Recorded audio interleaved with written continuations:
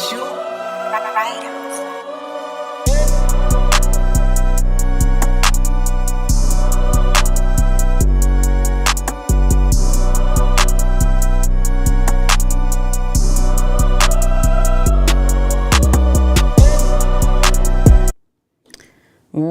poppin', what's poppin', what's poppin'? Welcome, Nikki and Moose. I'm Nikki. That's Moose. What's up, Moose?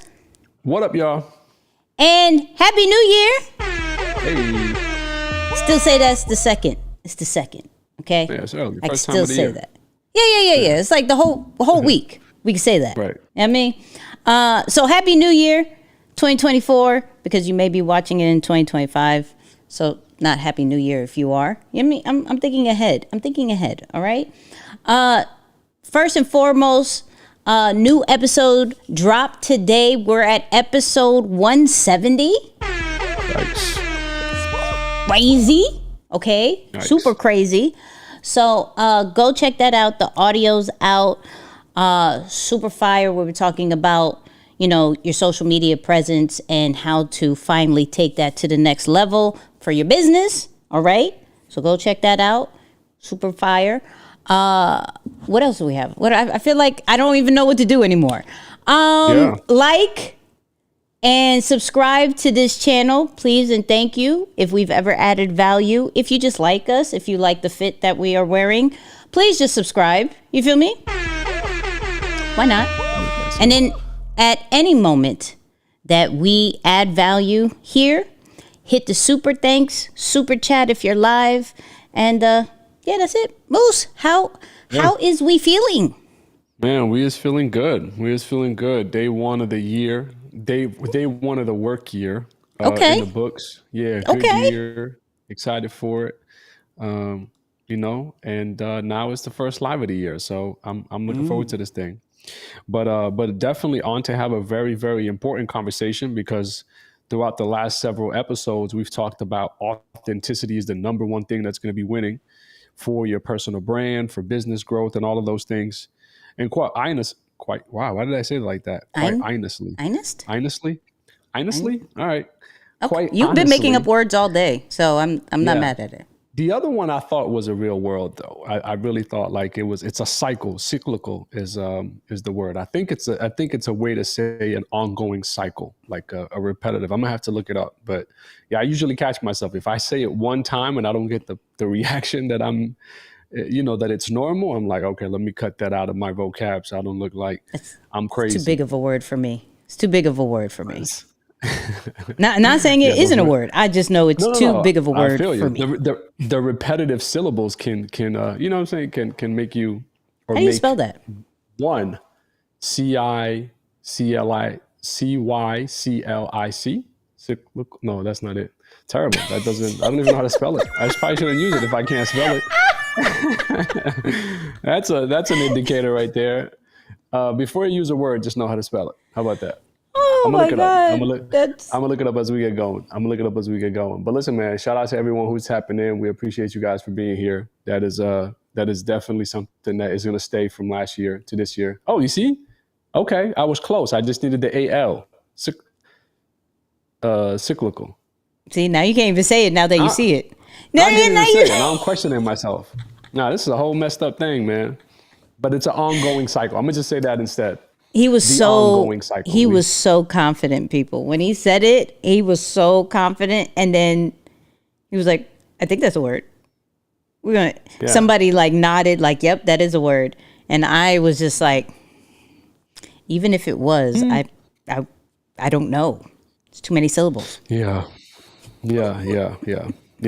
But an ongoing cycle definitely is an easier way to communicate what I attempted to say there. So we're just going to go with an ongoing cycle.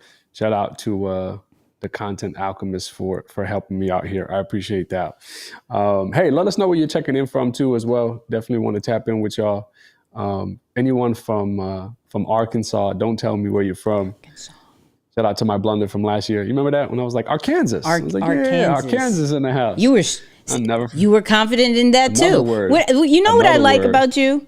You know what I like about you? You stand on whatever direction. Left, right. Stand on my mistakes. You stand on it. I don't know if you admit that it's a mistake sometimes, because you just be like, but it'll be like 3 episodes later. Yeah. No, I am not always right. I will say that. I've been wrong in the past, and I'm okay when, you know what I'm saying? When I stand corrected, I'm okay with that. I'm learning but to you be stand on it. open. Like, open. even Yeah, if you don't know, you stand on it. That's, at first, you got to I'm gonna commit just to say the it. lie. I'm with it. Yeah, Commit to no, the not lie. the lie, the mistake.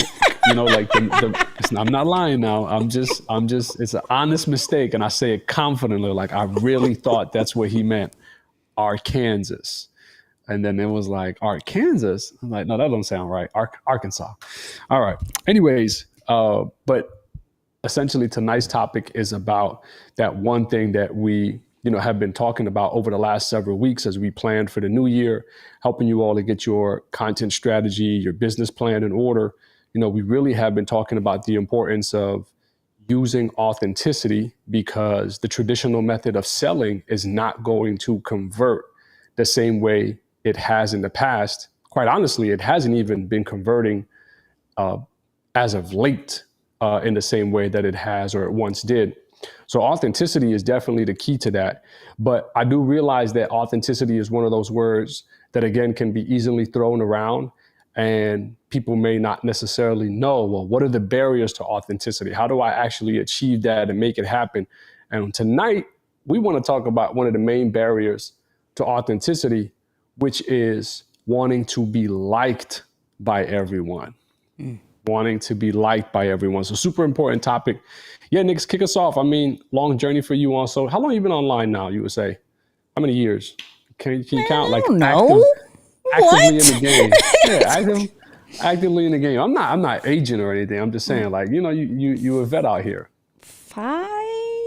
Seriously, maybe 5, 6? 5 I don't serious know. years. That's a serious relationship right there. 5 years is a serious relationship. Yeah. Yeah, I think so. I don't know. Now you got me. Hold on. I don't know if I could go all the way, because I'm not counting Facebook. Facebook don't count. That's No. And let's say Instagram era. I feel like 2017 was about that time. Where it was, okay, I see some opportunity or a space there. For me at least, it was 2017. Yeah, 2017, 2018 is where I started to see, okay, this could be a thing. While. I could give you an answer, a for sure answer by the end of this, because while we're talking, I am going to be going like this. I'm be going like this for a while. So I will give you an answer by the end. I love it. But real quick, talk about, at any point in the journey, was that an issue or struggle for you? It's like, hey, being liked, worrying about being liked. I mean, I think we all want to be liked, right? So there is a point of, especially probably very early, when me trying to figure out what to post, what not to post, and pretty much going off of metrics and comments and all that, like that stuff. It probably weighed very heavily, and I know it did. It weighed very heavily if somebody liked me or not. The first couple of times I got some not so great comments, it weighed heavy. It still does. I ain't gonna hold you. Some comments, some comments could, if I got time. I've been very public with that. If I have time. Now, what I didn't have time, or chose not to have time, is our post on Instagram about these Jordans. I think Kurt still has them pinned up. I don't know why he has it pinned up, but it's creating engagement. So whatever. And wow, I didn't know, me saying that I bought 2 Jordans and I didn't know the difference caused such craziness. And I read through them and I was like, I feel like this is going to continue. So we're not going to necessarily have time for this one, right? But I'm human. I don't want you to. I'm human with a big heart. So yeah, No, I don't like negative situations. Yes, I want people to like me. Am I aware that there are people who don't? Yes, I'm aware of that. Am I aware that people talk ish behind my back?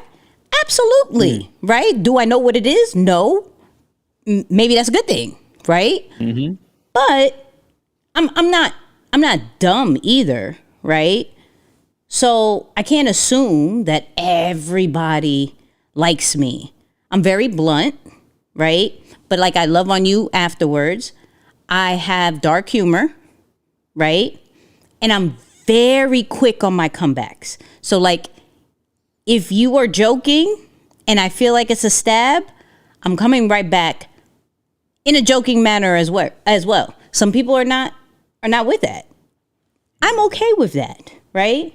But I think being an only child with few friends, yeah. When I come outside, yeah, I want to be liked. Absolutely. Right. But right, I just create my own world now. Yeah. Yeah. No, and the truth is, a lot of us are like that. You know, and I get it. It's cool right now to say, yeah, I don't really care what people think about me. It doesn't matter. But quite honestly, I've met very few people, if at all, who in a healthy way don't care about what other people think about them, because there's a healthy way and there's a very much an unhealthy way to do that, right? Like, I had to learn just recently that people's opinions do matter. They just don't hold equal weight. You know, that was a big lesson for me in understanding that, okay, you're going to have people that you label as your counsel, your confidants, whatever it is, who, when they speak, you listen. You're considerate of their opinion. You can't just say, I don't care. You can't tell me nothing. I'm always, because now you can very easily become, first off, you're lying to yourself to some degree. And then also you can miss out on some very important feedback, because no matter what we do, we are never going to be able to see ourselves as accurate as we actually are. There's always a little gap between who we think we are and how people receive us, or how we come off, or how we come across to people. So there's that slight gap where that feedback loop of someone telling you their opinion constructively, especially if it's with a good intent to help you develop and grow and cover a blind spot, that is a tremendous piece of information that you don't want to pass up on just because you tell yourself, people's opinions don't matter. So it can start to serve as a barrier there. So yeah, I'm with you on that. It's a common thing for people to say they don't care, when in reality we all care. And as a matter of fact, it's normal to care. Yeah. Yeah, no, we have feelings. Humans have feelings. Now, does it, let's say, stop me from doing certain things? No. Right? Do I lose sleep at night? Absolutely not. Right? However, yeah, no, that's gonna bug me for a little bit. I'm not mad. Now, what I've realized when it comes to the online world is that some people will create stuff or do stuff, whether it's products or services, content, whatever, to be liked. And I find the difference between doing things to be liked or doing things to reach the masses. I feel like those are two different things.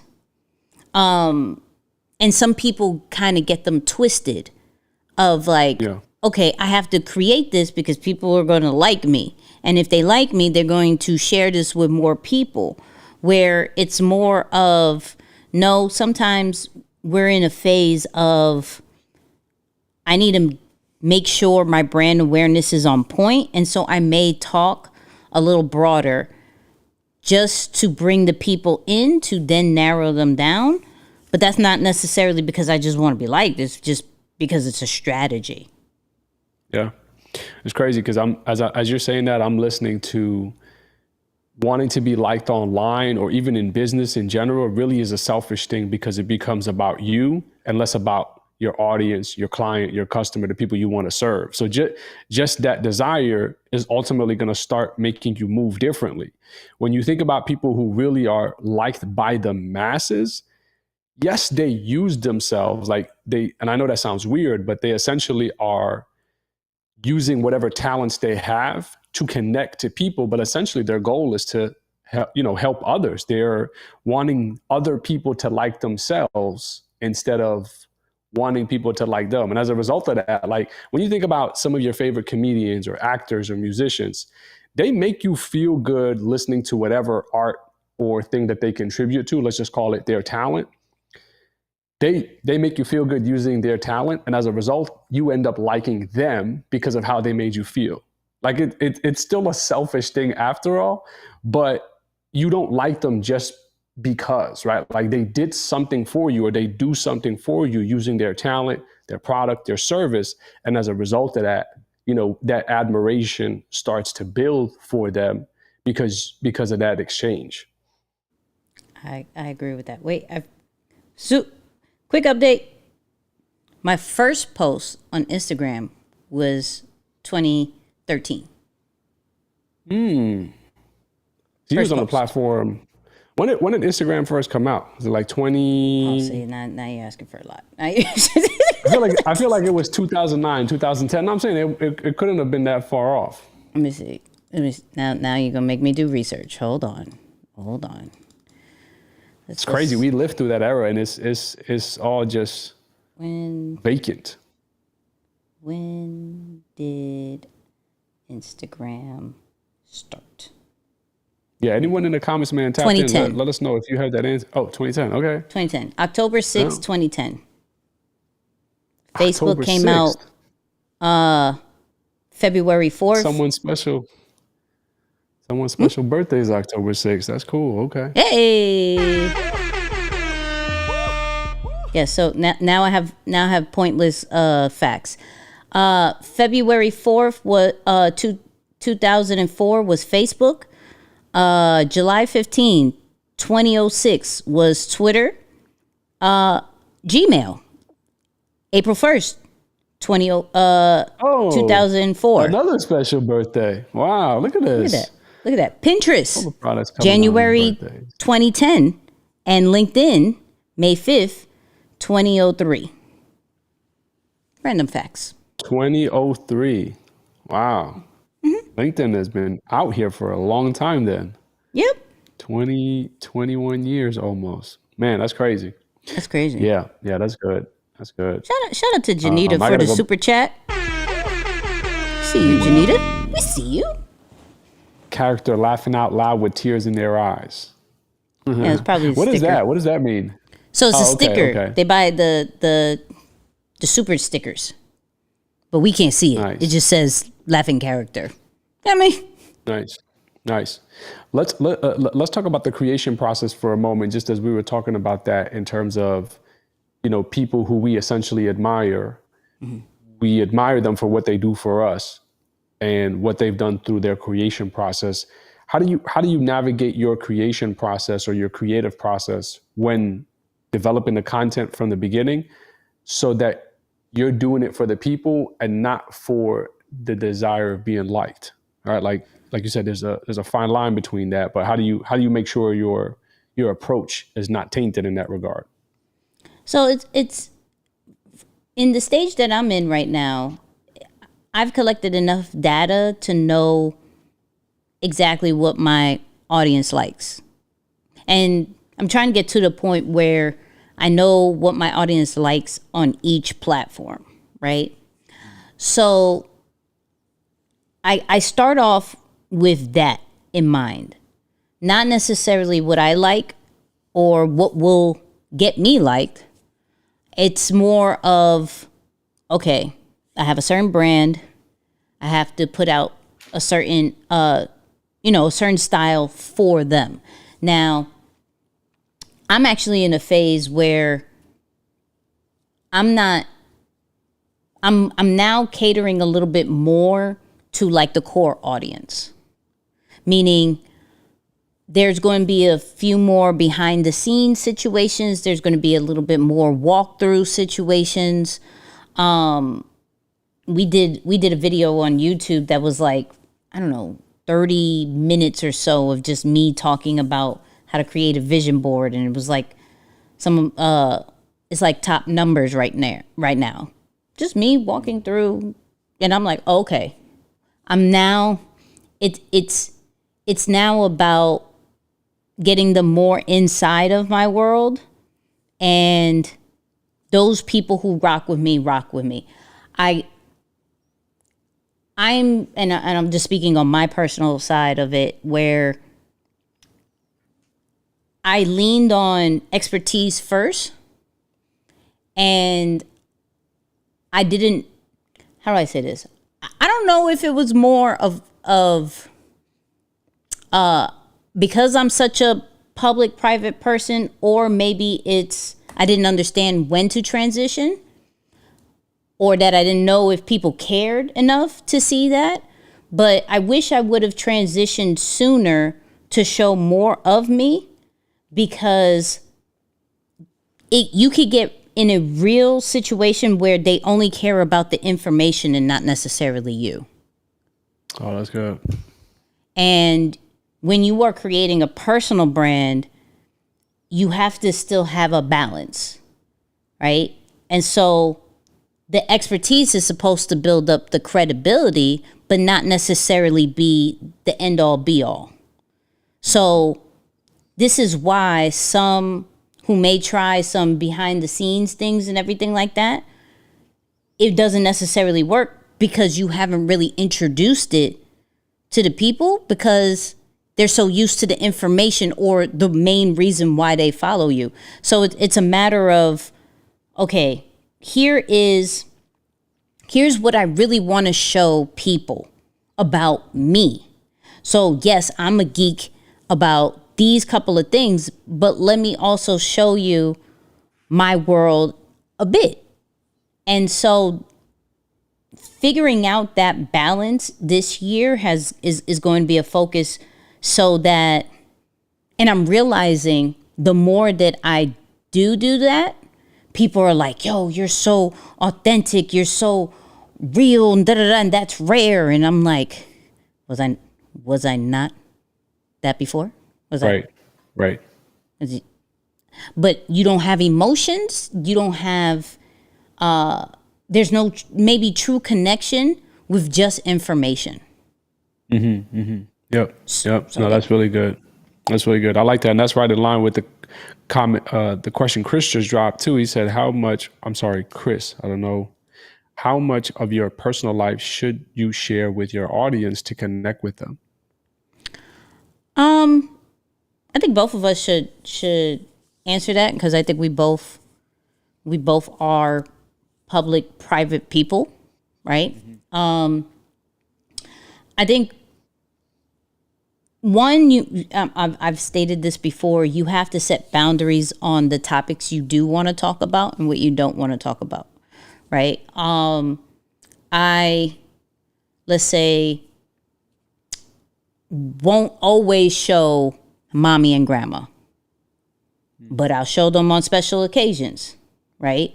But that's not something that'll always be on my stuff, right?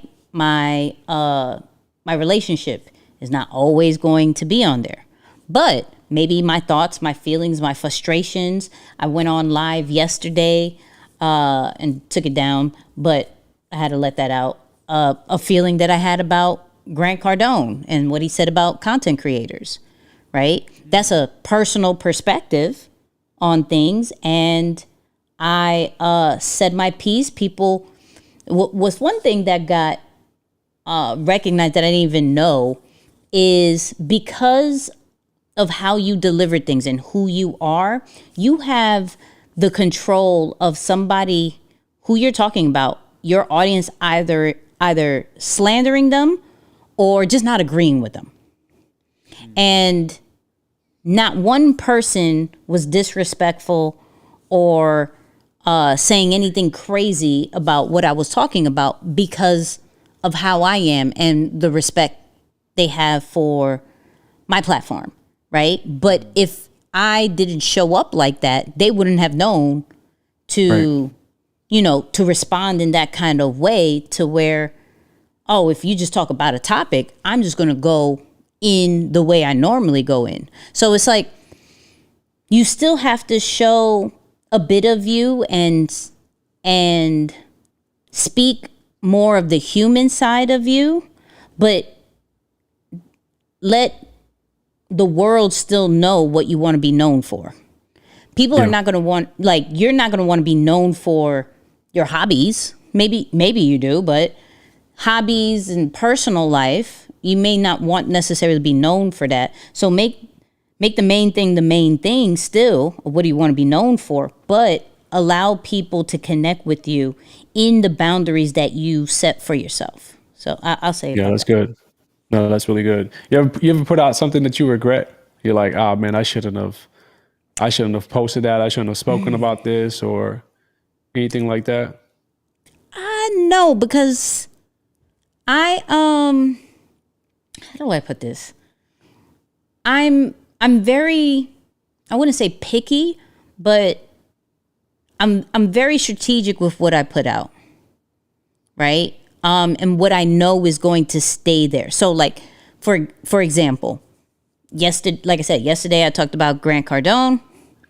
I could have left the live that I did on YouTube up, but because I understand this is a clip society, I didn't want anybody to kind of misconstrue later down the road. So I'm very aware of the things that I put out, just because I know later down the road, when this truly becomes successful, some people may be like, I got time today, let's make this entertaining. So I'm cautious about that. Now, I may have slipped up, and maybe, but I'm not going to say that I've ever regretted putting anything out, because you could archive and unlist everything. So yeah, that's what I mean. Yeah, no, that's good. That's good. From the regret or the too much personal both piece, which one you were both? I think the only thing I regret, I can't say it's one specific piece of content, but I think that early on, I just wasn't really authentic enough to my personality style. And I felt that everything had to be so entertaining. So I really pushed to be overly energetic or overly animated and entertaining, that I regret that. I felt like that was a lack of maturity on my part. But I think it was part of the learning process nonetheless. It's like, you could be a mature person, but there's also a level of maturity that it takes when you're exploring who and how you are, or how you want to convey yourself online, right? Because it's still your personal image nonetheless. So I think that's something that as I look back on, I'm like, man, I wish I would have not displayed myself that way, but I needed that time to realize how I do want to showcase or display myself, because that's a lot more helpful. But as far as the personal life, honestly, I used to be like super, again, also maybe a little bit too open with that, like with the, what am I eating and what am I doing and what is this and what that. And I'm just like, it's probably not as relevant, at least for me, right? Like, that's not the type of brand that I want to build.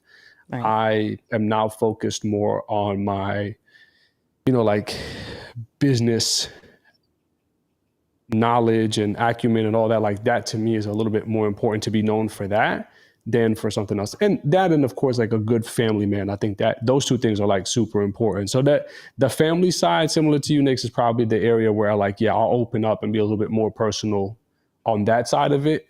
But that's about it. But I will say, the one thing that I have learned to do, even with the family piece, because family is also a very delicate topic, is to do it on my terms.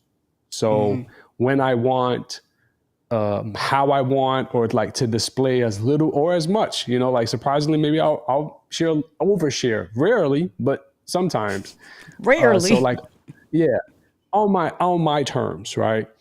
But yeah, that's kind of it on my side. I can't say I regret like one specific. Actually, no, there is a piece that I was like kind of silly. It was like about Donald Trump or something like that I shared in 2017 or 18. Yeah. That's the whole process of like dabbling and trying to find like, okay, what's going to be my niche or what can be my stance, and you're looking at other people who are successful and you're saying, well, if they're doing it and they're successful, that's what I have to do too.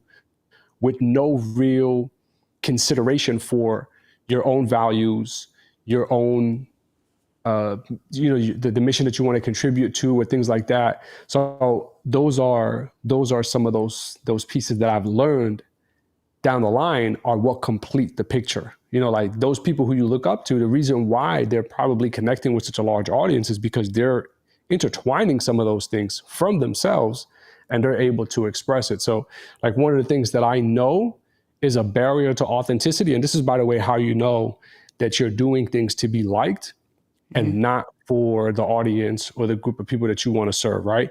If you're constantly having to blame how long you take to record something on perfection, it's not perfection. It's your desire to be liked. All right. So like I remember it used to take me super long to record. Wait, first of all, you're not going to speed past that like you didn't just say what you just said. Yeah. I'm going to just bring that back one time. But essentially, I in the beginning, and heck, at any point, really, when you're recording something, you're like, nah, I'm going to do that again. Nah, I'm going to do it again. Now I'm gonna do it again. So, okay, you're at a point of doing it again and you're completely overlooking the desired outcome that you're trying to create. It's become strictly about you and how perfect you want to display yourself to your audience in whatever that may be. Right? It's like, oh, I speak the most perfect. I have the most perfect ideas. I have this. So you could label it quality control or a high desire for quality, when in reality it's your perfection, your need to be liked, and you're communicating it through that vessel. Now, granted, if you're a Mr. Beast and you have a whole production behind you, yeah, I get it. Like, you're not filming a Hollywood, premiere that you need to get the perfect shot with the perfect this and the perfect that. It's like, it's not a movie. It's content. And that's one of those things that I realized. It's like, oh yeah, if you're doing too much of that, that's an indicator that you're not trying to serve. You're trying to really control how you display yourself so you can be liked. Jesus. The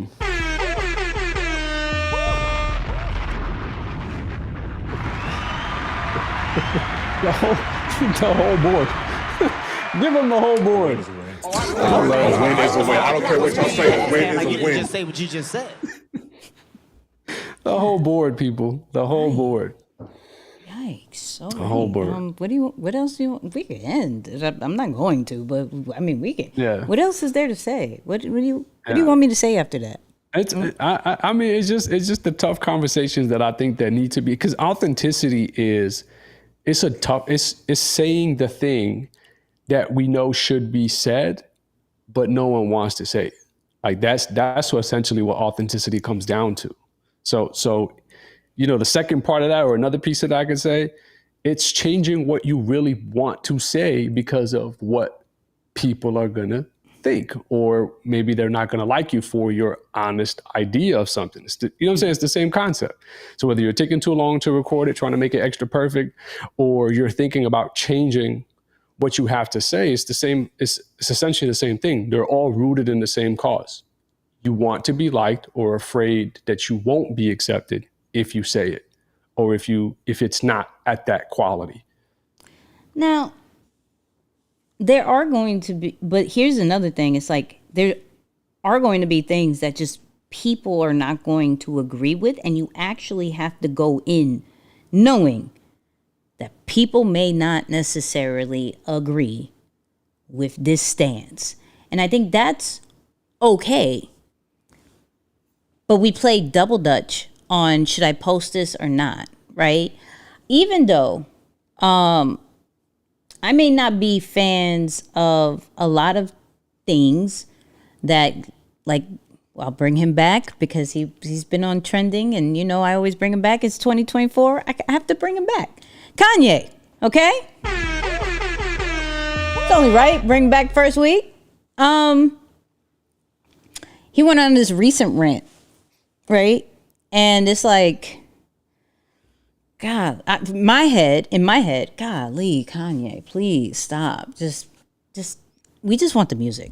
We don't. Is this the one where he's in the living room, like with headphones on or something? Yeah. Yeah. Why? Stop. You were laying low. You were good. You were coming out with music. We're actually looking forward. Some of it sounds amazing. Then you speak. And then I'm like, I'm just not your audience when you speak. I'm your audience when you make your art, right? And that goes back to, not everybody's going to like everything you do, right? Kanye is a personal brand. I just like the brand part. I like the art part. I like the music part. I don't like the personal side of Kanye. And that's okay, right?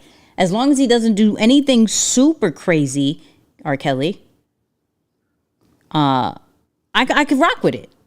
You know what I mean? Yeah. I could rock with it. But it's going into posting, going into saying in front of a crowd, going into making a product or a service that some people this is just not for everybody, and I'm okay with that. And I just want to concentrate on the audience that I'm here for and speak to them and represent them in some way, shape, or form. Like, Kanye will continue to be Kanye, and no one can stop him with that. But there is an audience that likes his rant stuff. Mm-hmm. Love it. Cool. That's why he continues to do it. Well, there's probably other reasons too, but it gets attention.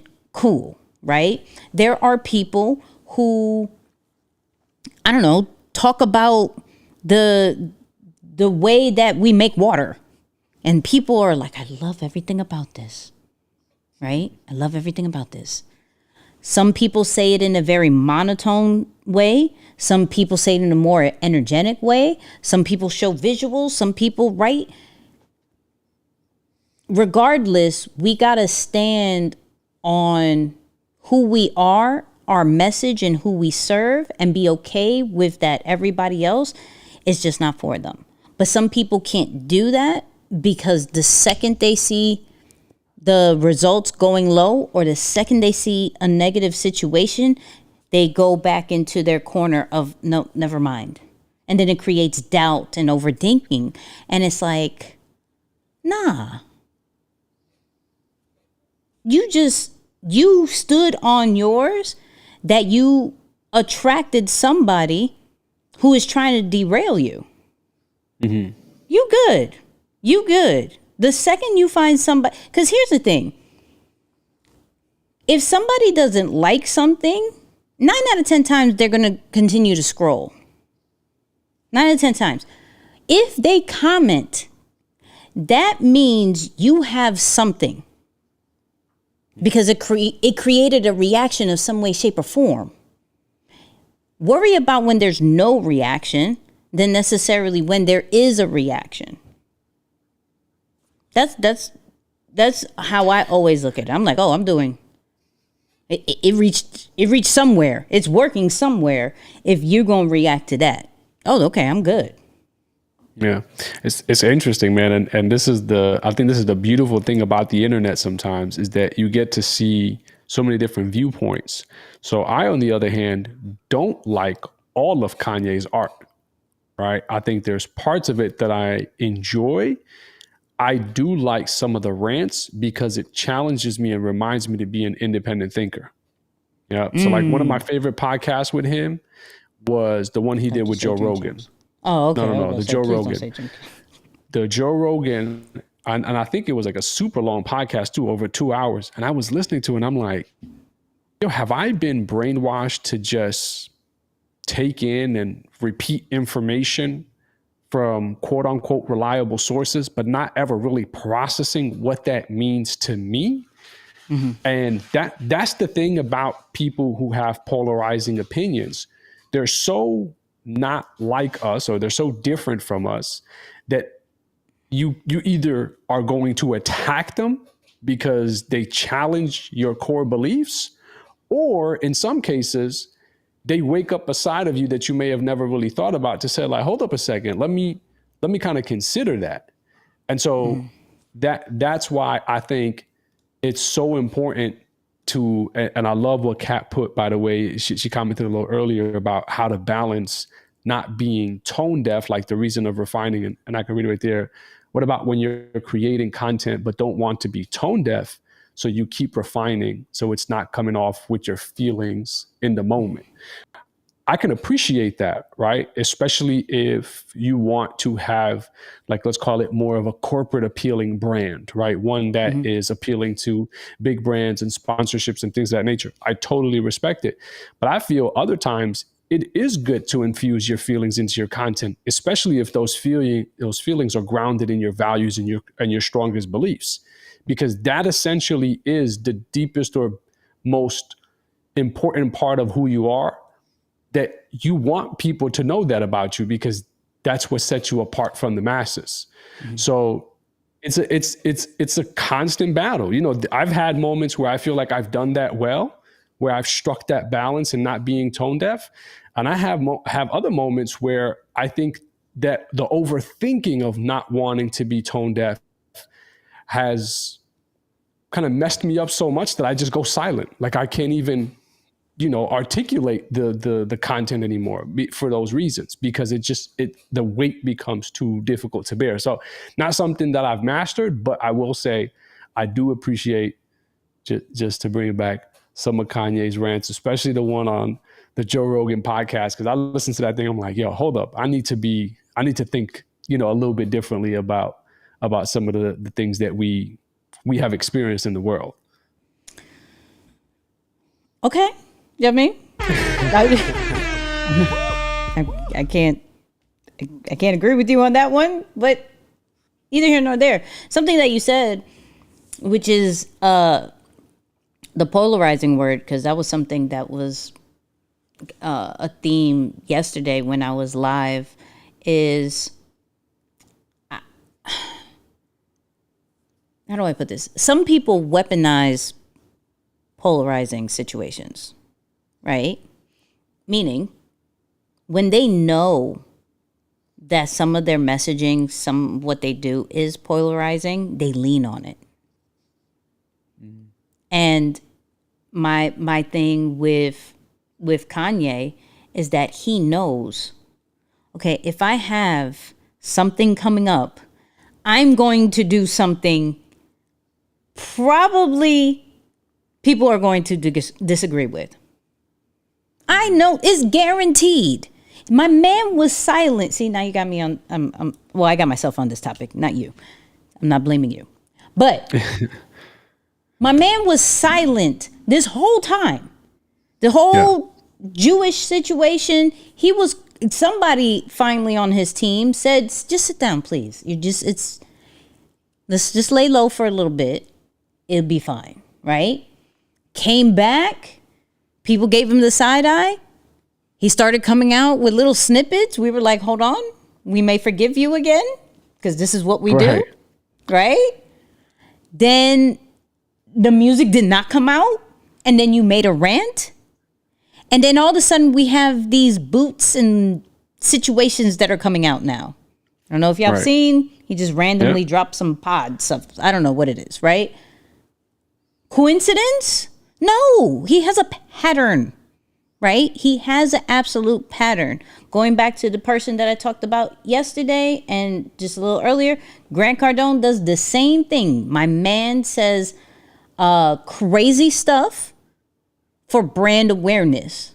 Now, this is where, when you know you have a polarizing situation, you lean on it to be liked for relevance. And I don't like that part, because that's not an authentic way. I don't believe, now granted, I don't know neither one of them, but if you're not consistently like that, I struggle to think when you do those things and all of a sudden something drops, or all of a sudden something, like you make a big announcement or something. I don't think that's very authentic. I think that's just your marketing way, and that's cool. But we have to look at those different things and be like, am I going to take advantage of my views and thought points for the sake of my brand and just be known for these types of messages?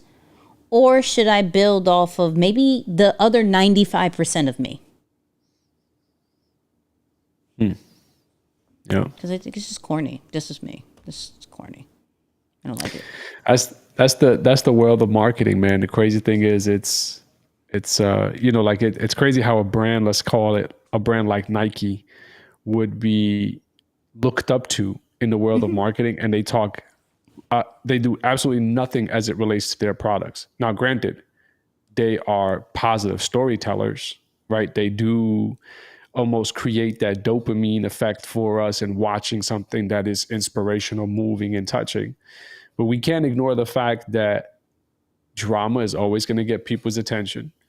Like low-key, one of my big things that I've been working on lately, and I'm not a big gossip person, but I'm so, I notice so much around me that I can comment on it. Like, oh, look at this. Oh, look at that. Look at that. Look at that. Right. And one of my big things for 2024 is like, give no attention to anything that is not super important to me. Just like seeing and commenting on someone, did I benefit anything from that? No, I haven't. Right. And it's my way of cutting off this attention or how drama can pull me into like, oh, did you hear about the latest, blah, blah, blah, blah. It's like, oh my God, well, what happened? Let me go look. It's like, no, I don't want to respond to that same thing as much.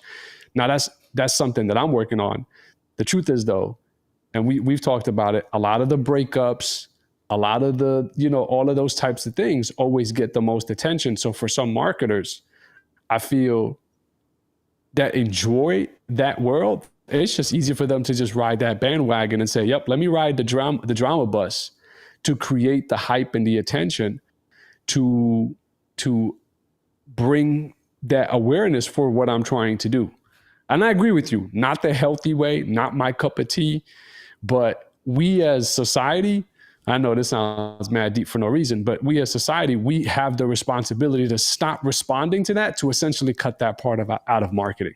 Like the minute we stop caring, and that's my point. That's what I'm saying. It's deep for no reason, but as long as we keep responding to the craziness, they're gonna keep using it.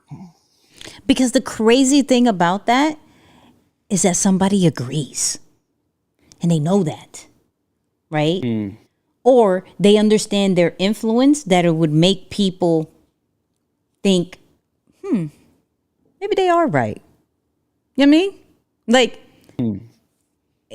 so once again, I agree. Like, there's two different ways of showing up, doing a message, marketing. There's two different ways. Neither one is right or wrong. It's a preference at a certain point, right? Somebody brought up Candace Owens, right? And I agree. Like, not everybody likes her, and some people do, right? Isaiah brought up something that is interesting where he said, learn there's not too much authenticity at that level. And it instantly, and I'm not going into entertainment like that, but kind of more of a lesson situation where I'm realizing that the one person that really stands out to me that came in authentic, then kind of got media trained, but is coming back authentic because they're dealing with something, is Cardi B. Cardi B came in super New York, super just the way she is. She came through reality TV. And people love that because it was rare, right? Then she became super successful, and it kind of got dumbed down. Really interesting, but yeah.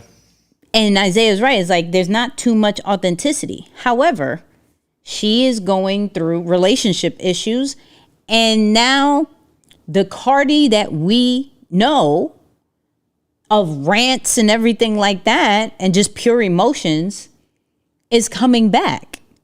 You don't, it's not super polished like it was and things like that.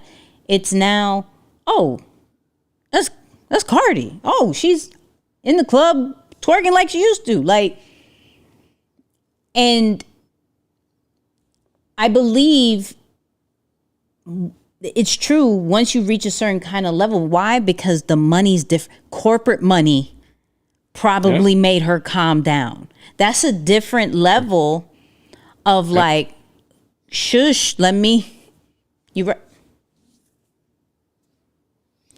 no, I have no problem today. No, me and the husband are fine. Actually, I'm just like, I'm going to go quiet.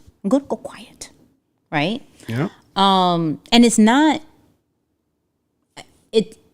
here's what I'm realizing is like, we almost praise some of those celebrities and everything like that have this kind of mystique, like actors that and all that just don't necessarily have to show up so much and things like that. It makes me think, is it because of the mystique, or is it because corporate don't want you really being who you truly are? It's a good point. It's a good point. For some, I know it just fits their character. Like I think of someone like Denzel. Like I think his career and his character is like, just you don't really need to do much. But others, I'm sure they're like, bro, don't even do it, because if you do it, you're gonna get in trouble. You're gonna mess this up. Just stay home. Mm-hmm. just stay out of the limelight. You are a troublemaker. Mm-hmm. Absolutely. Yeah. That's something that I was thinking about. Is like, we look at the before and after of getting a personal brand out or getting a brand out there, period. And, now, shout out to reality TV shows and things like that, where it started to become normal to show everything, right? And then there were some people that just stayed very quiet. There was a phase of like, if you were in the top echelon kind of vibes, you don't have to post all that. You don't have to be out in town all the time. I'm like, nah, because if we really found out what all the people now that we looked up to were like, yo, praise God, social media wasn't there. Mm-hmm. Yeah. Because you may look at me different. Yeah. Now it's interesting because everything is pretty much documented. Everything is out there. Even if you don't want to put it out, unless you have super solid NDAs, 9 out of 10 times that's going to come out somehow, some way. Right. But I look at it also from a sense of there's so many different blueprints out of now we just have to figure out how do we want to show up? What message is closer to and what approach is the most closest to us that we can go, I could do this on social media. But we follow a certain amount of people that we deem is like the whole world. I put this on Threads earlier, I think like yesterday or something. Like we swear that everybody is doing something, yet we only follow the most 7,500 people in the world. But everybody is doing it supposedly. Everybody is saying all this, showing all this, being in this kind of way. I feel like the only way I can be successful if I do exactly that. And I'm like, that's, I said, the most 7,500 if you use the max. Majority of people don't use the max. Such a good point. I've actually, that's a really good point. That's true.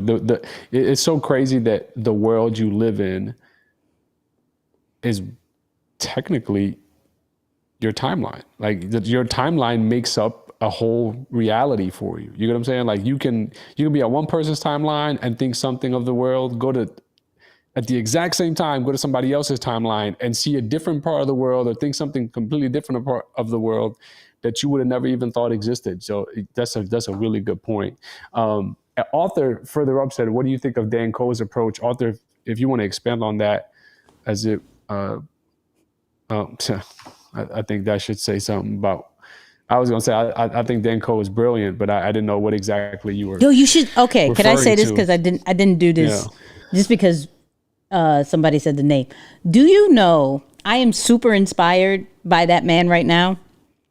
Really? He's extremely too deep for no reason. I don't know if I'm going to read this book or anything. It's actually very intimidating. And some of his content is very intimidating. However, this is a side note lesson, but he released his like book and planner situation, right? And the unboxing situation is so dope. Okay, so first off, I wish I would have taken a video, but I just showed it to Isaiah. I was like, look, this is dope. I want this, right?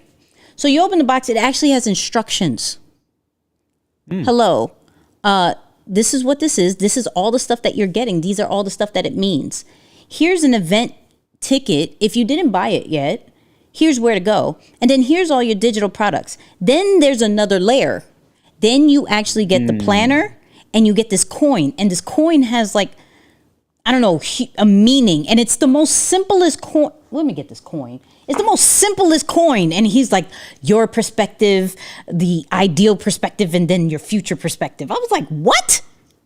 Like 3 circles, and this man has a meaning. The universe is wild, right? So there's a planner, and then there's a coin. Then there's another layer, and then there's the book. I went through a whole unboxing experience, and I was like, I don't even know if I'm going to read this thing, but this was fire. So whoever said Dan Coe, what do I think about that person? I'm actually very intimidating about the art of focus, right? Because I already looked into it. I was like, okay, this is a lot. What's happening? I went from a very simple diary situation to now super complex.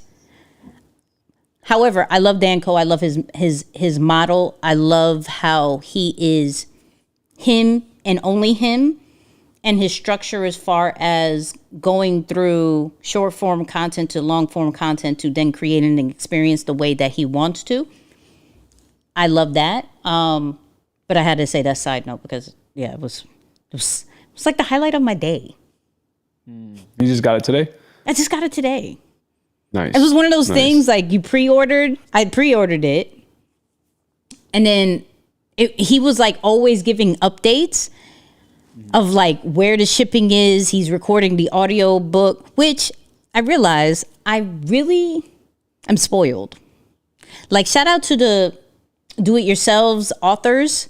But when you give me a full-blown 7-hour MP3 for your audiobook, I'm probably not going to listen to it. I want chapters. I want Audible. I want my ebook. I have a certain kind of experience when I listen to audiobooks, and you just giving me one file is not cutting it anymore. I see why, but I'm so spoiled. Anyways, I don't know how we got here, but we're here now. I love it. In summary, folks, authenticity it can only be achieved by, I'm not going to say not caring about what people think of you or only doing things to satisfy other people and their opinions, but you're gonna have to work on being you, for sure. No, this is a fact. Shout out to Cat. Cat's like, did you record it? No, but I could package everything back up if I wanted to and record it, but I don't know if I want to. I don't know if I want to give him that much pub. Reboxing for the unboxing. Yeah, I could. I got the box over there. Cuddles was already messing with it. It is what it is, but go be authentic. I don't know. I don't know. I just got super sidetracked and super excited, and then back to like, look at this. This is overwhelming. It's just overwhelming. It looks like a small size book. I'm sure the contents is hella deep. Oh, it's small. Yeah, that's small, what I'm saying. right? Small size You book, have to but I'm understand. sure I just came from Ali Abdaal, who has like big writing and all this great stuff, to now very Right. deep thought. Oh no, I don't have it. No, he is big into like Stoic philosophy, I think. So I know he is. He Very, had such a very deep much down meaning that for path. this coin. He gave a. I'm gonna find it. I'm gonna send it to you. Right. I'll put it on our YouTube community post too of what I'm talking about. So if you know, you know. When you see it, just put if you know, you know. Right. He gave a serious meaning to the coin where it's like, if you have it, it's going to give you this certain power and blah blah blah. I'm like, over a coin? Oh, I love it. I'm here for this. I'm here for this whole brand experience, but he's deep for no reason. So it makes sense. It's very true to his brand. Yeah. I can appreciate that. I can appreciate that. No, this is a fact. Anyways, people, as you can tell, I could talk about this and all day. It is what it is. Shout out to everybody who joined in. We had like 40 something people live, so shout out to y'all. That's dope. Shout out to all the new people who are catching the live for the first time. We may have something special for next week's live, but I'm going to be honest, it may only be for Patreon people. Uh-oh. I'm thinking of doing a live podcast recording on this particular time for Patreon. I'm thinking about it. I'm just giving you my idea. So patreon.com/Nikki and Moose. If you got the email from the newsletter, you know, go to our Instagram, all that. Go to our YouTube channel right now. The link is right there. Or just go to Patreon, Nikki and Moose. I'm thinking about doing a live taping next Tuesday of the podcast. You'll see the whole process. It'll be a vibe. I don't know. That's just me. But that's just a random idea I have. So yeah. For 13 cents a day. Yeah, man. Quality. Come on. Quality Come on. experience. Come on. I told you 2024 is gonna be different. We gonna let y'all inside a little bit more. I know my mom's like, I want to be on Patreon. You forgot about me. I gotta figure out how to get my mom in there. I don't know how this is gonna work. Shout out to mom. I love you. Miss you. Anyways, we are out, people. Appreciate you. Tomorrow or Wednesday, whenever you're watching this, 8 p.m. Eastern, the full episode of episode 170 is dropping. Shout out to Isaiah, who always takes care of everything YouTube. Give Isaiah his flowers if you're in the chat, because he's in the chat right now. Besides that, go share our stuff. Go like our stuff. We're getting back active on TikTok, so show us love on TikTok as well. It's just a new year. We're excited. If you look up on Google, best personal brand podcast, we're there. First page. We're there. So we're out. Love you guys. You know what we're gonna say. Peace, y'all.